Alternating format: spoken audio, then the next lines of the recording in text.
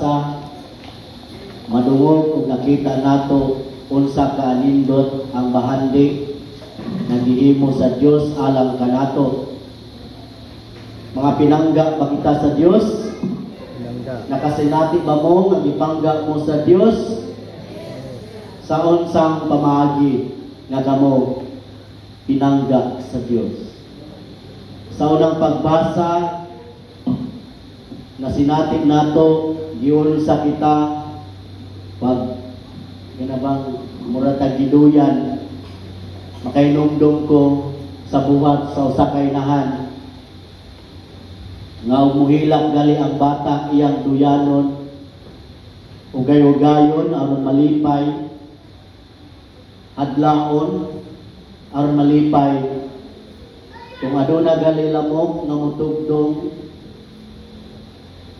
butangan gayud nato buskit aron dili mapaakan ingana usab ang Ginoo pagpangga diri kanato. Mo na ang Dios wala gyud kaniya pasagdi bisan unsay nahitabo sa kalibutan diya sa ikaduhang pagbasa nga ang kalibutan namatay tungod alang kanato. Ang si Jesucristo nagpakamatay alang pud kanato tungod sa atong mga kasaypanan. Iyang giula ang iyang dugo ug ang lawas aron kita makaambit sa iyang bahandi ngadto sa langit. Giluwas na kita sa Dios ug ang pagluwas lisod kini nga kamatayon pag-ulak sa iyang lawas ug dugo alang kanatong tanan. Ug wala pagyuta pasagdain niya sa ebanghelyo karon, di ba nagpadala siya 72 ka mga lalaki ug gitinagurha niya kini pagpadala. Nganong gitinagurha man?